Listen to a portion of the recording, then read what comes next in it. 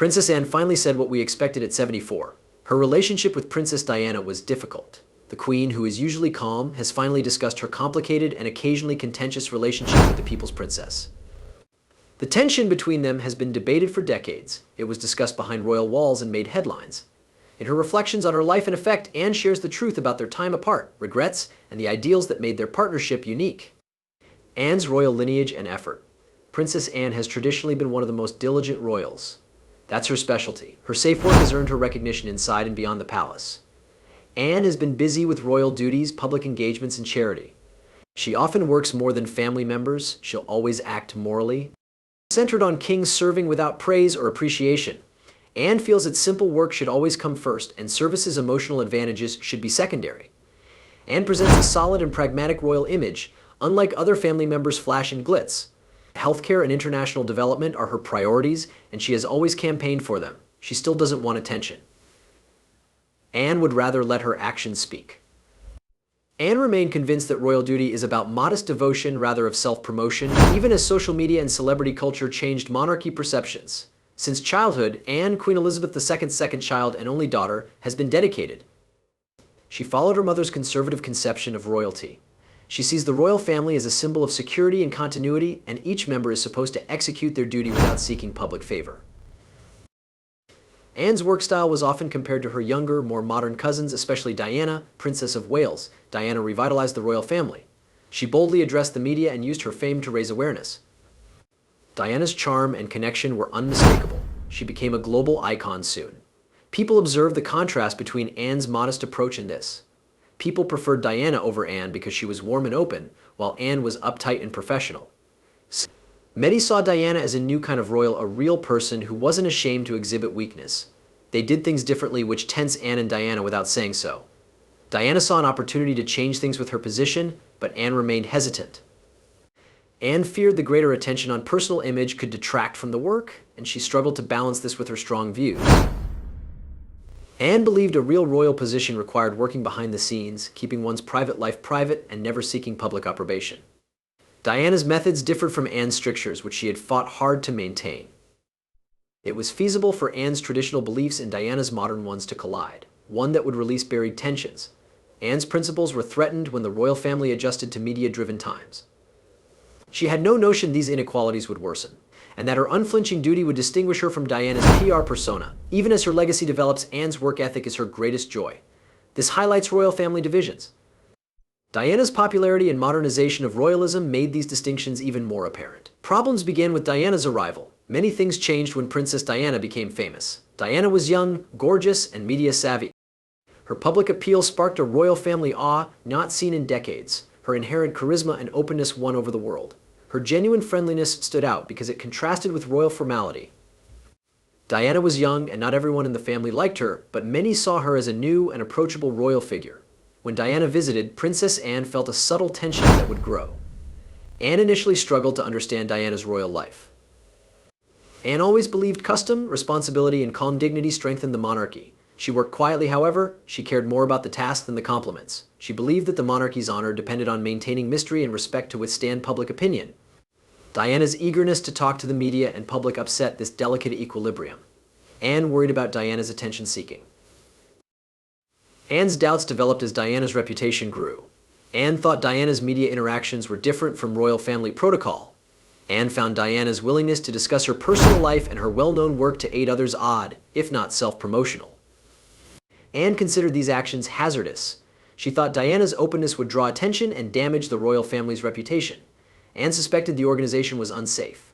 Diana's public image began to eclipse that of other royals, including Anne, indicating their tension. Anne had worked hard for years, but Diana's unexpected prominence made her feel disregarded.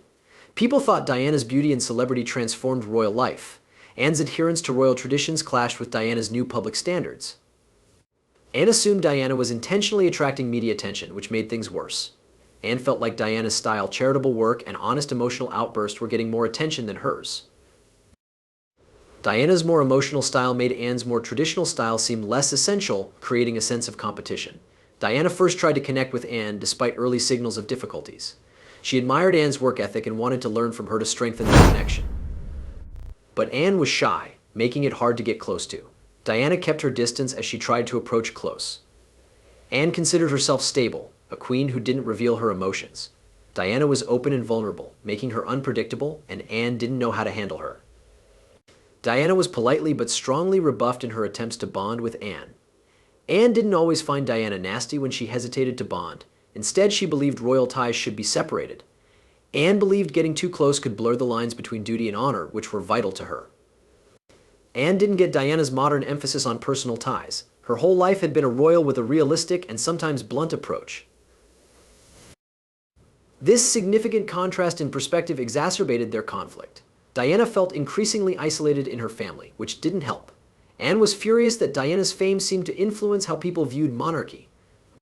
Anne feared that Diana's eagerness to talk to the press would weaken the monarchy by making people more interested in individuals than the organization. Anne thought this set a negative precedent since it would alter the royal job from serving everyone to recounting personal stories. This contradicted her core beliefs. In later years, this strain would influence their relationship. Diana changed everything when she joined the royal family. She divided the old guard, which Anne's traditionalism represented, from Diana's openness and emotional depth. Their differences went beyond arguments. They depicted monarchy generations falling out over custom and change. They had no clue that this friction would shape their legacies and how the public and future royals would view the monarchy in a rapidly changing world. The 1981 christening of Princess Anne's daughter Zara changed her already difficult relationship with Diana.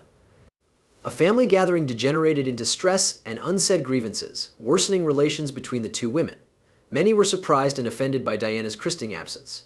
Each woman addressed royal and family duties differently.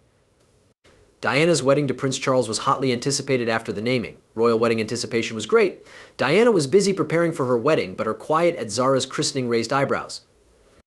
As usual, the royal family took the christening seriously. Anne worked hard to observe all the rules and traditions. Anne felt more than obligated to attend family events. Being a monarchy member required solidarity and dedication beyond individual situations. She sent a message by skipping the naming. She later told Anne that she was preparing for her honorary wedding ball that night. Anne found it rude that the reason came then. The royal family rarely prioritizes social gatherings over official duties, especially christenings. Anne thought Diana's absence showed she didn't appreciate her as Zara's mother or the family's customs. There was more to it than attending a family gathering. Anne couldn't comprehend or ignore the message's major belief difference. Andrew Parker Bowles, Anne's ex-boyfriend and Zara's godfather, was there, making the silence extra weird. Andrew married Camilla, who had a history with Prince Charles, making Diana's engagement unlikely. Diana heard Charles still loved Camilla. She is worried about seeing Camilla and her husband at a close family event. Even though Diana chose due to emotional stress, Anne's displeasure was severe. Anne thought family events should include everyone and follow unstated conventions, even if it made her uncomfortable. Many noticed Diana's disappearance immediately. Family members whispered about her decision. Some doubted her royal loyalty. Despite without saying anything, Anne's friends observed she changed her mind on Diana after that. Anne was reportedly furious over their disrespect for royal obligations in private. Beyond family, the naming was significant. This demonstrated government unity. Anne thought Diana didn't honor these holy practices when she didn't go. Anne's conversations with Diana got more formal afterward. Unlike sisters-in-law, they were unfriendly. Diana wanted to connect with Anne, but suddenly she felt like a wall separated them. Anne's despair became a silent resolve to avoid Diana. Over time, Zara Tindall's name remained relevant. It showed how complex Anne and Diana's friendship would become. Their differences continued to impair their communication, frequently causing silent criticism and misunderstandings. Princess Diana and Princess Anne maintained a pleasant public persona. Politeness helped them get along despite their differences. Despite tensions behind closed doors, they maintained their relationship a secret since they were royal. Both women knew how much attention they were attracting. They tried to be united, but stress showed, revealing their delicate relationship to the media and public. Anne's quietness with Diana was a clear indicator of stress. Anne did not greet Diana as warmly as other royals. Her contacts with her were official and businesslike. Anne kept her distance and expressed coldness while they were in public. These disparities were rapidly observed by the media, which is constantly interested in royal family operations. They worked hard to gather photos of their varied styles. Diana's relationships were always dynamic, she grinned. Make eye contact with crowd members and kids. She became the people's princess with this style. Anne was more typical and cautious. She completed her formal duties as usual without much care. Diana was emotional, Anne cool. Diana was attempting to connect, but Anne felt distant. Press depicted Anne as the monarchy's traditionalist and Diana as its more modern, approachable. Their public differences at Prince William's naming stood out. Photographers captured Anne alone in her regular plain attire. She had brief, courteous talks with family before sitting down. Everyone admired her holding her baby boy. Even though there wasn't a fight, their tiny variations in behavior were telling. Anne's calm, indifferent demeanor contrasted with Diana's more emotional and engaging nature, according to the press. As Diana's reputation expanded, Anne's function as a working royal was neglected, and their relationship was further divided in the media. Anne was regularly criticized by royal specialists and biographers for being cold and aloof with Diana. Documentaries and royal source interviews suggested Anne didn't enjoy Diana's media exposure and thought it distracted from the monarchy's core tasks. The media coverage made it look like the two women were from different royal families. In retrospect, their public relationship reflected royal family disagreements. Their distinct personalities and styles left a lasting impression and illustrated how difficult it was for the monarchy to blend history with public expectations. Rumors and revelations, and Anne's responses to Diana's issues. Princess Diana was continuously monitored and scrutinized by the media and public. She also publicly struggled with mental illness. Princess Anne was initially dubious, but many felt terrible for her because she was clearly struggling. Her shyness and royal responsibility shaped her understanding of Diana's issues. Anne sometimes reacted distantly because she was practical. Diana's public arguments confused her, which contradicted Anne's belief that private problems should be private. Anne had suspicions about Diana's press dealings from the start. Anne thought Diana's problems were simple. Stay away from the media, don't excite the public, and protect royal serenity and privacy. She wondered if Diana needed to be so candid, especially after Diana opened out about her mental health issues, bulimia, and marriage issues. Anne believed royals should be calm and restrained. Thus, these intimate revelations were inappropriate. As Diana's troubles were revealed over time, Anne's view changed. She couldn't ignore Diana's anguish or her global impact. Diana's mental health was deteriorating, according to friends, made worse by a media that doesn't forgive and a royal lifestyle that repels. Behind closed doors, Anne realized Diana's difficulties were evidence of a deeper sadness, not just her trying to seek attention. Perhaps only Diana could understand this pain. After Diana's 1995 Panorama interview, Anne and the royal family realized how much Diana was suffering. Diana opened up about her mental health issues, feeling alone in the royal family, and marriage issues. Anne was stunned at the interview. She felt awful for her previous thoughts because she didn't realize Diana was suffering. Anne saw Diana's issues were deeper and more complex than she anticipated. She realized how much Diana's difficulties affected her. Anne struggled to accept this, but Diana's experience demonstrated that suppressing sentiments isn't always the best solution. Anne kept to her plan, although she understood they had handled royal life stresses differently. Diana's honesty may have bothered Anne, but she saw how it helped others and sparked mental health talks that weren't allowed previously. Diana's struggles ultimately shaped Anne. She was initially hesitant, but eventually understood and felt remorse. This shift in perspective revealed Anne's self-reflection and showed that even faithful royals can alter their minds. Private regrets from Anne. The 1997 death of Princess Diana was devastating. Her demise tarnished the royal family for years. Princess Anne began a period of intense emotional reflection. Anne felt the weight of unspoken words and unresolved concerns after Diana died too young. Anne regretted missing the chance to help Diana and mend their relationship in the days that followed. Anne is 74 and wise enough to know her limits, helping her see things more clearly after looking back. Anne has always followed her obligations and traditions, but she secretly thinks that being more open and sympathetic with Diana would have changed their relationship. Anne's viewpoint changed. She wondered if she had judged Diana too harshly and rigidly. She wondered if she misrepresented Diana's sensitivity when she told everyone. Diana's openness to express herself seemed to Anne like a failure. When Anne reflected about Diana's life and her impact, she felt terrible. She mourned Diana as a family member and the friendship that could have been. Anne reportedly spoke to close friends and relatives about her misgivings. She regretted not being more supportive of Diana. She regretted not learning about Diana's personal lifestyle as a princess and how it affected her mental health. Anne understood that her obligation and timidity may have prevented her from getting to know Diana and offering a listening ear or caring shoulder. A woman proud of her loyalty to the Queen struggled with the idea that she could have done more. It made the family's suffering more personal. Despite their differences, Diana's influence on the monarchy was permanent. It transformed public perception of the royal family. Anne worried Diana's public candor would harm the institution. But now she recognized that Diana's candor had made people more sensitive and tolerant of the royal family, bridging the gap. My finding was bittersweet. Anne valued tradition, but she also valued Diana's method of doing things, which she had previously disdained.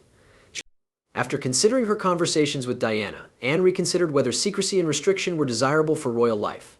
She remained true to her convictions, but Diana's death taught her the value of kindness and connection. She understood that while royal norms were good, they had made her seem icy or unapproachable, especially to Diana, who wanted approval and mental support. Anne wondered if the monarchy's traditions might accommodate a more caring attitude. This realization would delicately change her thinking in the future. After Diana's death, Anne became more open about her mental health advocacy. Anne never spoke about her misgivings or how her ideas had altered, but her friends sensed a change. She became gentler, and her conversation shifted, suggesting she had been reflecting about her life since Diana's death. Anne's pain was primarily private, displaying her shyness and her reluctance to express herself. Diana's death left an indelible mark. Anne found consolation in adopting Diana's values to commemorate her.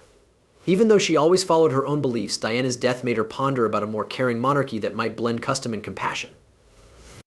Anne kept her misgivings to herself, but they impacted her view of being a princess and sister. It shaped her relationships and actions for years. Do you believe Princess Anne will modify her views on royal duty and government reform? Comment what you think. Please explain.